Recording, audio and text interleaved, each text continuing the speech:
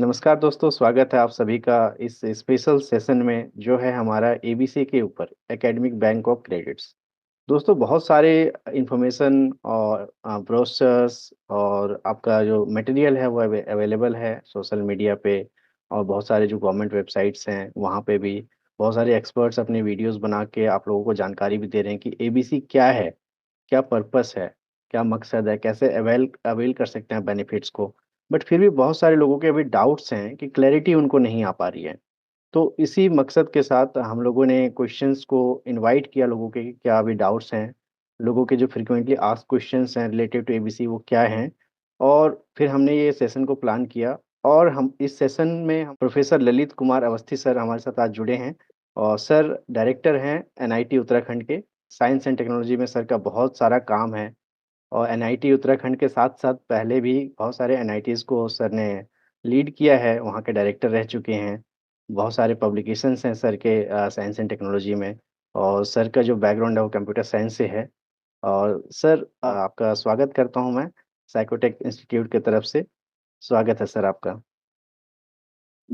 Thank you, Subodh, for this introduction. तो sir Please. जी, आज sir हमारा जो डिस्कशन का मकसद है वो ये है कि लोगों में एबीसी के प्रति अवेयरनेस क्रिएट करना है। जो सही जानकारी है वो लोगों को Right. बताना है। लोग अलग-अलग तरीके से अपने मतलब वीडियो को प्रमोट करने के लिए चाहे जो भी है मतलब भ्रांतियाँ फैला रहे हैं। तो इसीलिए हमने ये सेशन को प्लान किया सर और क्वेश्चंस हमने इनवाइट किए अलग-अलग प्लेटफ़ॉर्म से, चाहे वो सोशल मीडिया हैंडल्स हों। अ, कुछ क्वेश्चंस हमने लिंक्डइन पे भी पूछा, कुछ फ़ेसबुक, इंस्टाग्राम, यूट्यूब पे भी हमने पूछा लोगों से और साथ में जो स्टूडेंट्स के ग्रुप्स हैं व्हाट्सएप पे उसमें भी क्वेश्चंस पूछा। तो कुछ क्वेश्चंस को हमने कंबाइन किया है और एक मतलब 10-12 क्वेश्चन का हमने फाइनल करके उस पे डिस्कशन को आज प्लान किया है सर। तो अगर आपका इजाज़त हो तो स्टार्ट किया जाए सर पहले क्वेश्चन के साथ। हाँ, प्लीज जी। हम स्टार्ट कर सकते हैं। Thank you for such good initiative because ये जो सब प्रॉब्लम्स लोग फेस कर रहे हैं, they should be clarified and there should not be any doubt in the mind of either the students or their parents. Right, sir. So that is the reason, sir, why we have planned this session. And the first question, which was asked by so many students, so it was basic question, sir. What is the purpose of ABC? Why it has been started? तो academic bank of credit को मतलब क्या purpose Uh, जरूरत पड़ी इसकी? इसमें सुबोध ऐसा है कि एकेडमिक बैंक ऑफ क्रेडिट की जरूरत हमें तब पड़ी जब हमने जो नेशनल एजुकेशन पॉलिसी 2020 को इम्प्लीमेंट करना शुरू किया। वी वांट कि स्टूडेंट्स के पास ज्यादा फ्लेक्सिबिलिटी रहे, वो कौन से कोर्स पढ़ना चाहता है, कैसे कैसे अपने डिग्री डिप्लोमा सर्टिफिकेट को टेलर करना चाहता है। इसके लिए हमें एक एकेडमिक बैंक ऑफ क्रेडिट की जरूरत पड़ी, ताकि वो सिर्फ एक यूनिवर्सिटी एक इंस्टीट्यूशन के साथ बंद के पूरे 100% कोर्सेज करने की जो उसकी कंपल्शन थी, उससे उसको फ्रीडम मिल जाए। जी, ओके। वो बेसिक आइडिया ये था कि वो कई इंस्टीट्यूशन में, मल्टीपल इंस्टीट्यूशन में एजुकेशन कर सके और अपनी रुचि के अनुसार जो कोर्सेज उसको अपने पेरेंट इंस्टीट्यूट में नहीं मिल पा रहे हैं, वो दूसरे कोर्सेज दूसरे इंस्टीट्यूशन से कर सके। Thank you sir. ये बहुत अच्छे से आपने ये बताया इसका जवाब और इससे रिलेटेड कुछ सर टर्मिनोलॉजीज़ हैं जो एबीसी से रिलेटेड हैं। एक तो सबसे पहले है कि एकेडमिक क्रेडिट। एबीसी में एकेडमिक बैंक ऑफ क्रेडिट्स में इस बैंक में जो एकेडमिक क्रेडिट है, वो क्या है? उसका सही मतलब लोग नहीं समझ जो पाते हैं। एकेडमिक क्रेडिट जी, हाँ, जो एकेडमिक क्रेडिट है हमारा, वो ऐसा है कि एक बच्चे की एक वीक में अगर हम थियोरी का एक क्लास लेंगे, जी, है ना, और एक सेमेस्टर में जो टिपिकली आपका 4 मंथ का रहता है, जी, उसमें वो कंप्लीट करेगा उस कोर्स को, तो उसको हम एक क्रेडिट कहते हैं। या वो बच्चा 2 आवर्स की लैब लेता है, तो उसको जो मल्टीपल लैब उस सेमेस्टर में होंगी, कंप्लीट जब वो सेमेस्टर होगा तो उसको एक क्रेडिट कहते हैं। तो ये थ्योरी में भी हो सकता है, प्रैक्टिकल में भी हो सकता है, और थ्योरी और ट्यूटोरियल में भी हो सकता है। तो दे आर इक्विवेलेंट। वो 1 आवर थ्योरी हो या 1 आवर ट्यूटोरियल हो तो उसको एक क्रेडिट मानते हैं, अगर वो एक सेमेस्टर पढ़ता है बच्चा उसको। जी। सर इसी के सर जो एक क्वेश्चन है, रिलेटेड क्वेश्चन, क्रेडिट एक्यूमुलेशन। तो क्रेडिट एक्यूमुलेशन, हाँ हाँ, 8-10 लोगों का क्वेश्चन है कि क्रेडिट एक्यूमुलेशन का सही मतलब क्या है? हाँ, फिर जो हमारे कोर्सेज बनते हैं, जैसे नॉर्मली हमारा जो थियरी कोर्स रहता है वो 3 क्रेडिट का रहता है। एक कोर्स जैसे किसी ने सी पे कर लिया, मैं टेक्निकल बैकग्राउंड से हूँ, या पॉलिटिकल साइंस का कोई कोर्स कर लिया, तो उसके 3 क्रेडिट्स उसको मिलेंगे जब वो करीब 35 से 40 आवर्स की अपनी स्टडी उसमें कंप्लीट करेगा एक सेमेस्टर में। जी, क्रेडिट अकोमोलेशन का मतलब है कि बच्चे को जब डिग्री करनी है तो उस डिग्री की या डिप्लोमा की या सर्टिफिकेट की मिनिमम क्रेडिट रिक्वायरमेंट्स हैं। ठीक है। जी, तो उनको मीट आउट करने के लिए बच्चे को वो क्रेडिट्स अपने अकोमोलेट करने हैं, एक जगह पे स्टोर करने हैं, ताकि जब वो उतने क्रेडिट हो जाएं तो या तो उसको फिर एक सर्टिफिकेट मिल जाए, या एक डिप्लोमा मिल जाए, या एक डिग्री मिल जाए। जी, तो इसलिए जो क्रेडिट को इकट्ठा करना जो है, वो जो एक सेमेस्टर में मान लीजिए उसने 15 क्रेडिट किए, दूसरे में 15 किए, तो उस हिसाब से फिर डिपेंडिंग अपॉन द रिक्वायरमेंट वो बाद में उनको यूज कर सकता है। तो इसलिए वो अकोमोलेशन जो है वो क्रेडिट इकट्ठा करने की। Okay sir, thank you sir. और नेक्स्ट क्वेश्चन है सर, क्रेडिट रिकॉग्निशन। क्रेडिट को एक्यूमुलेट कर लिया तो उसकी रिकॉग्निशन से क्या मतलब है? क्रेडिट रिकॉग्निशन बहुत जगह पे यूज़ हुआ है, जो डेफिनेशंस लिखे गए हैं एबीसी के या जो उसके बुकलेट्स हैं, क्रेडिट रिकॉग्निशन। तो बेसिकली जो हायर एजुकेशन के हमारे लर्निंग इंस्टीट्यूशंस हैं, जी, इनकी आपस में जो भी उसमें एकेडमिक बैंक ऑफ क्रेडिट में आपस में जो रजिस्टर्ड हैं, तो उन सब संस्थानों में जो एक इंस्टीट्यूशन क्रेडिट देगा, वो दूसरे इंस्टीट्यूशन भी उस क्रेडिट को इक्विवेलेंस देगा। वो हुआ उसका एग्जैक्ट मीनिंग, अगर आप लें तो। जी। और सर फिर है ना, कि आज आपने ए इंस्टीट्यूशन से पढ़ाई की तो बी इंस्टीट्यूशन में भी वो क्रेडिट मान्य होगा कि नहीं होगा, राइट, उससे क्रेडिट रिकॉग्निशन। जी, जी सेम है कि जो डिग्री हमारी रिकॉग्नाइज्ड है कि नहीं, उसी तरीके से जो क्रेडिट हम एक्यूमुलेट कर रहे हैं, वेदर दैट क्रेडिट इज़ हाँ, या रिकॉग्नाइज्ड बाय अदर यूनिवर्सिटीज़ जहाँ पे हम जा रहे हैं। क्योंकि एक ऐसी स्कीम में हम लोग अब आगे हैं कि हम अपने पेरेंट इंस्टीट्यूट से भी क्रेडिट ले सकते हैं, दूसरे संस्थानों से भी ले सकते हैं, ऑनलाइन भी ले सकते हैं, स्वयं पोर्टल से भी ले सकते हैं। अब जब ये सभी आपस में रिकॉग्नाइज्ड होंगे और एकमुलेट होंगे, तभी तो डिग्री डिप्लोमा मिलेगा बच्चे को। बिल्कुल, बिल्कुल सर। सर इसमें सर क्रेडिट ट्रांसफ़र की भी बात की गई है, तो उसका क्या मतलब क्या है? क्रेडिट ट्रांसफ़र कैसे काम करेगा?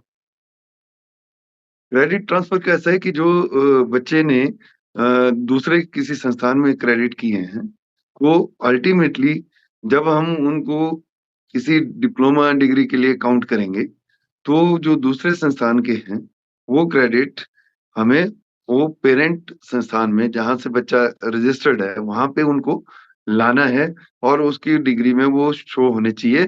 तो मान लीजिए एक डिप्लोमा के लिए उसको 30 क्रेडिट चाहिए, जिसमें से 20 क्रेडिट्स उसने अपने संस्थान में कर लिए और 10 उसने दूसरे संस्थानों में कर लिए। तो क्रेडिट ट्रांसफर का मतलब है कि वो 10 जो है हम दूसरे संस्थानों के क्रेडिट इस संस्थान में ट्रांसफर कर देंगे, ताकि उसको फिर वो 30 क्रेडिट की डिप्लोमा वहां से उस संस्थान से, पेरेंट संस्थान से मिल जाए। जी, ओके। तो सर एक और टर्मिनोलॉजी है, क्रेडिट रिडेम्पशन। तो ये क्या क्रेडिट को रिडीम जब करते हैं हम डिग्री या डिप्लोमा पाने के लिए, उसी से मतलब है इसका, क्रेडिट रिडेम्पशन? बिल्कुल बिल्कुल बिल्कुल परफेक्ट। जैसे मैंने अभी अभी आपको बताया, जी, जब वो ट्रांसफर हो जाएंगे, फिर हम देखेंगे कि उस बच्चे ने मिनिमम अपनी वो रिक्वायरमेंट कंप्लीट कर ली है या नहीं कर ली है। मान लीजिए उसने डिप्लोमा की रिक्वायरमेंट कंप्लीट कर ली है, तो वो रिडीम हो जाएंगे। वहां पे क्रेडिट उसके एक डिप्लोमा में ट्रांसफर हो जाएंगे और फिर वो उन क्रेडिट्स को यूज नहीं कर पाएगा, और वो डिप्लोमा में आ जाएंगे।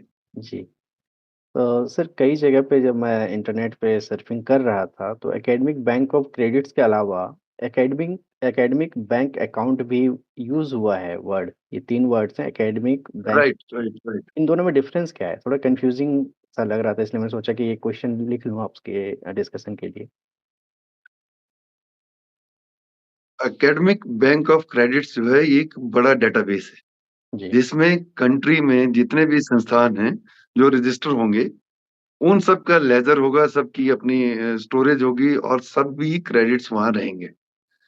उन हायर एजुकेशन इंस्टीट्यूशन में, एक पर्टिकुलर इंस्टीट्यूशन में, एक पर्टिकुलर संस्थान के एक पर्टिकुलर छात्र का अपना एकेडमिक बैंक अकाउंट होगा। तो it is quite similar to having a account in a bank. तो जो बच्चे का अकाउंट है वो अपने क्रेडिट देख पाएगा और उनको जरूरत पड़ी तो ट्रांसफर करा पाएगा, और अगर उनको जरूरत पड़ती है तो जो ट्रांसफर हुए हुए उसके जो हैं उनको वो रिडीम कर पाएगा। वो एक इंडिविजुअल बच्चे का अकाउंट रहेगा, और ओवरऑल जो रिपोजिटरी रहेगी पूरे कंट्री में, वो एकेडमिक बैंक ऑफ क्रेडिट पूरा डेटाबेस फाइल रहेगा। रहेगा। जी। तो सर अगर ये आपने बहुत अच्छे इजी तरीके से समझा दी कि जो किसी ने क्वेश्चन भी पूछा था कि what are the functions of academic bank of credits, तो आपने बहुत अच्छे से समझा दिया कि एक अकाउंट जैसे हमारे बैंक में होता है, वैसे एक अपना एक स्टूडेंट का अकाउंट होगा जहाँ पे वो क्रेडिट्स को एक्यूमुलेट करेगा, ट्रांसफर करा सकता है और फिर उसको रिडीम करवा सकता है। तो क्या रिडीम कर सकते हैं, जी, बिल्कुल परफेक्ट। फंक्शंस यही हैं और भी इसके अलावा कुछ स्पेशल फंक्शंस? किस चीज के?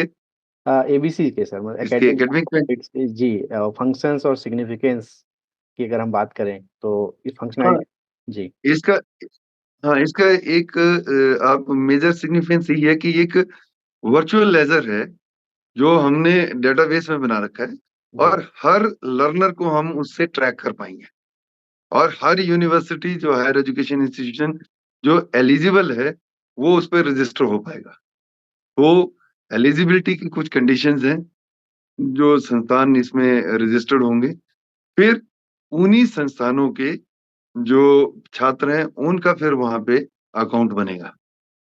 जी, और मतलब इंडिविजुअल बच्चों को अकाउंट बनाने की ऑटोनॉमी नहीं है, वो संस्थान के थ्रू ही अपना अकाउंट बना पाएंगे। ओके, और जो हायर एजुकेशन इंस्टीट्यूशंस हैं उनको एक फैसिलिटी क्रिएट करनी है कि बच्चे वहां पे सिर्फ डिग्री डिप्लोमा के लिए ही रजिस्टर ना हो, पर बच्चों को सब्जेक्ट में, एक पर्टिकुलर सब्जेक्ट में भी रजिस्टर करने की ऑटोनॉमी देनी पड़े। ये सभी हायर एजुकेशन इंस्टीट्यूशंस को जो कि इसके अंडर आएंगे, हमारे एबीसी के अंडर आएंगे, जो उनको देनी पड़ेगी, ताकि एक बच्चा जो कहीं अपना डिप्लोमा डिग्री के लिए रजिस्टर्ड है, वो दूसरे संस्थान से कोई भी कोर्स कर सकता है, वो स्वयं से कोई भी कोर्स कर सकता है, वो एनपीटीईएल से कोई भी कोर्स कर सकता है, और वो क्रेडिट यहाँ पे ट्रांसफर भी होंगे और फिर जाकर के एकमुलेट होंगे और रिडीम होंगे डिग्री डिप्लोमा के लिए। जी, थैंक यू सर।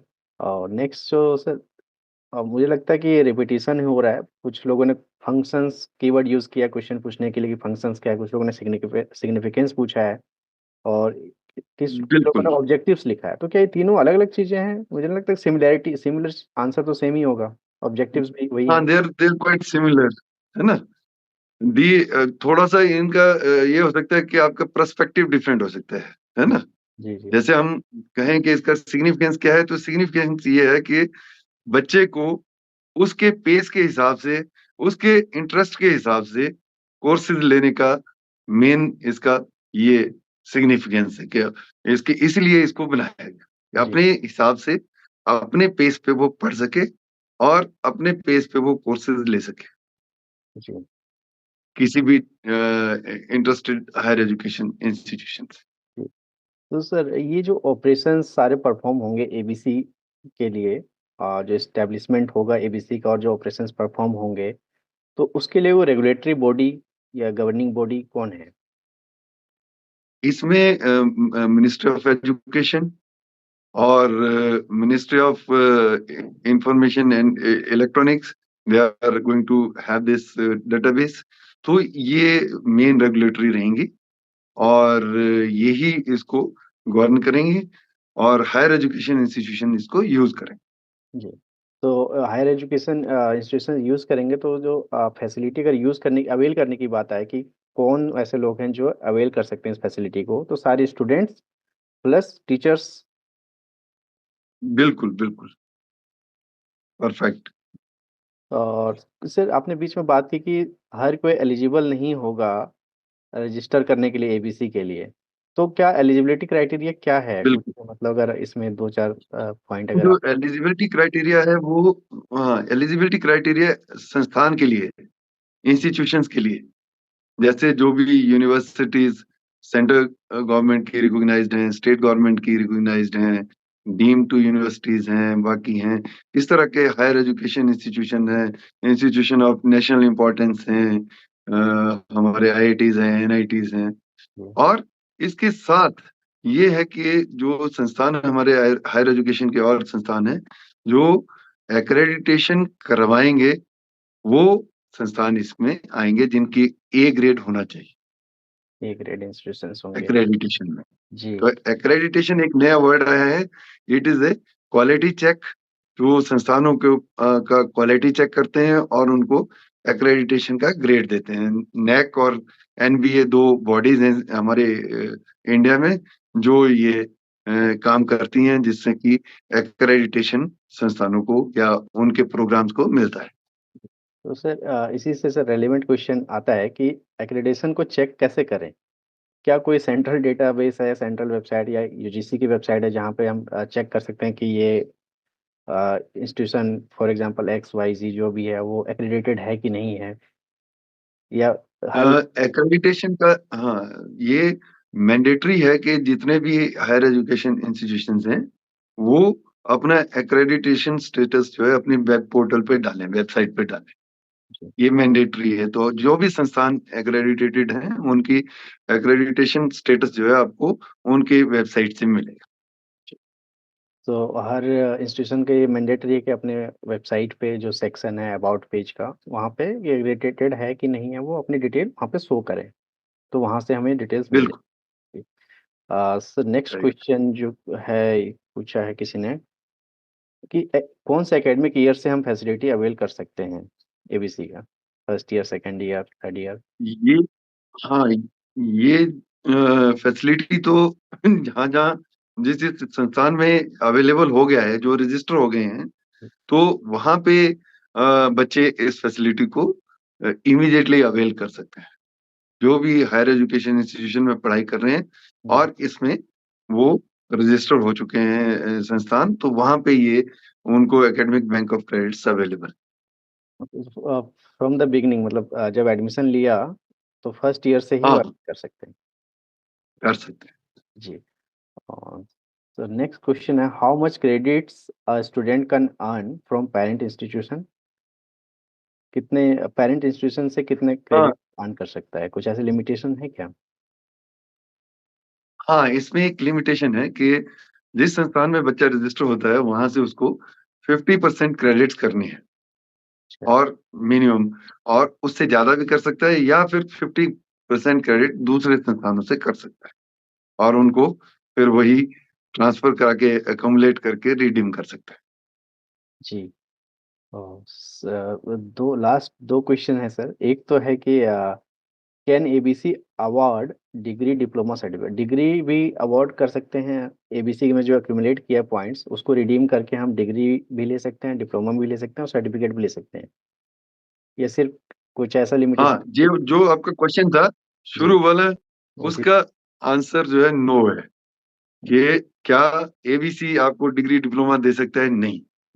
लेकिन हाँ, जो क्रेडिट्स उसने बच्चे ने अर्न किए हैं, वो क्रेडिट अगर जिस संस्थान में बच्चा रजिस्टर्ड है वहां उसके वो मिनिमम रिक्वायरमेंट को पहुंच जाता है, तो वो संस्थान बच्चे को उनको ट्रांसफर करके रिडीम करके उनको डिप्लोमा डिग्री दे सकता है।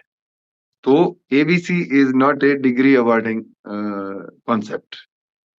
और जो लास्ट क्वेश्चन है, मुझे लगता है आपने पहले ही आंसर कर दिया। क्वेश्चन था, how can a student sign up on the academic bank of credits portal. तो आपने बता दिया कि स्टूडेंट नहीं साइन अप कर सकता, वो इंस्टीट्यूशंस करेंगे, और इंस्टीट्यूशंस ही उनके पास ये अधिकार है। हाँ, इंस्टीट्यूशन, अगर बच्चे का संस्थान जो है वो हमारे एबीसी में रजिस्टर्ड है, तो फिर उसके थ्रू वो अपना अकाउंट खोल सकता है। फिर जी। जितने भी हायर एजुकेशन इंस्टीट्यूशंस रजिस्टर्ड हैं, उनमें जितने भी बच्चे अवेलेबल हैं, वो सब इस फैसिलिटी को अवेल कर सकते जी। तो सर आपने बहुत हैं। और ही। इसमें, जी। हाँ, इसमें मुझे लगता है कि धीरे धीरे सभी संस्थान जो हैं इसमें एबीसी में आ जाएंगे, तो बच्चों के लिए एक बहुत ही अच्छा फ्लेक्सिबल सिस्टम बनेगा, जिसमें बच्चा जो है वो आर्ट्स का बच्चा भी आर्टिफिशियल इंटेलिजेंस के कोर्सेज ले पाएगा, या साइंस के बच्चे भी कुछ मेडिकल से अगर उनका इंटरेस्ट है तो वहाँ के कोर्सेज ले पाएंगे, लॉ के कोर्सेज ले पाएंगे, मैनेजमेंट के कोर्सेज ले पाएंगे। तो इन द ट्रू सेंस अगर आप देखें तो हमारी नेशनल जो ये एजुकेशन पॉलिसी है, इसको इम्प्लीमेंट करने का जो व्हील है वो ये academic bank of credit, ABC. जी सर, बहुत ही सरल तरीके से आपने समझाया। और मुझे नहीं लगता कि कोई ये वीडियो देखे और उसको ये चीज़ें समझ में ना आए, जो भी डिफरेंट क्वेश्चंस थे। तो आपने लिंक करके एक एक चीज़ों को, मतलब एक जो आपने एग्जांपल बहुत सर दिया, मेरे दिमाग में भी नहीं आया था कि जो हमारा बैंक है, जो जिसमें हमारे अकाउंट होता है, उसी तरीके से ये एक सेंट्रलाइज्ड डेटाबेस है। उसमें से एक हमारा अकाउंट नंबर होगा, और जो अकाउंट नंबर क्रिएट करे वो इंस्टीट्यूशन हमारे क्रिएट करके हमें देगा। स्टूडेंट्स को अधिकार नहीं है कि वो खुद अपना साइन अप कर सकें। इंस्टीट्यूशंस उन के मदद से वो राइट। अपना अकाउंट बनवा सकते हैं। तो सर इसमें बस लास्ट क्वेश्चन मैं पूछूंगा, एबीसी के अलावा नेशनल एजुकेशन न्यू जो पॉलिसी है 2020, वो बहुत सारे इंस्टीट्यूशंस में अभी क्या है कंफ्यूजन, जो कुछ लोगों को होता है। अगर हम बात करें उत्तर प्रदेश की, तो अगर कुछ स्कूल की बात करें तो वहाँ पे वो नेशनल एजुकेशन पॉलिसी को कह रहे हैं कि हम अभी अभी इम्प्लीमेंट नहीं करेंगे। कई जगह पे इम्प्लीमेंट कर रहे हैं, कई जगह पे उनको कंफ्यूजन ही बना हुआ है। तो क्या मतलब कुछ ऐसी है जानकारी हमें मिल सकती है कि कब तक ये एक जैसे लोग, मतलब एक प्लेटफॉर्म पे आ जाएं और एक जैसा जवाब वहां से मिले, एक जैसे रूल्स को फॉलो करें। तो बहुत सारे अभी कंफ्यूजन बना हुआ है एनईपी को लेकर सर। अ, ऐसा है कि जो एनईपी 2020, अब आप ऐसा सोच लें कि आपने कोई चीज चेंज करनी है, जी। तो चेंज करने में शुरू में थोड़ी दिक्कतें जरूर आती हैं, लेकिन this is a positive change.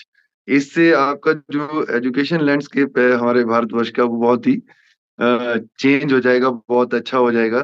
तो मुझे लगता है कि धीरे धीरे इसको सभी संस्थान अडॉप्ट भी करेंगे, इम्प्लीमेंट भी करेंगे, और इसका बेनिफिट भी होगा बच्चों को। लेकिन इनिशियली अभी जब इम्प्लीमेंट कर रहे हैं तो कई जगह पे आपको लगेगा कि कुछ प्रॉब्लम्स हैं, कहीं स्कूलों में, इंस्टीट्यूशंस में, कॉलेजेस में। लेकिन धीरे धीरे ये पूरी तरह से आप ये कहेंगे जैसे सारे बादल छंट जाएंगे और बिल्कुल क्लियर एक पिक्चर आएगी, जिसमें कि आप हम सब लोग इसका एनईपी 2020 का फायदा बच्चों तक पहुंचा पाए। तो सर बहुत बहुत धन्यवाद सर कि आपने इस बिजी शेड्यूल में से हमारे लिए समय निकाला। और जैसे आपने बताया कि आपकी तबीयत भी सही नहीं थी, फिर भी मैंने आपका समय इतना लिया।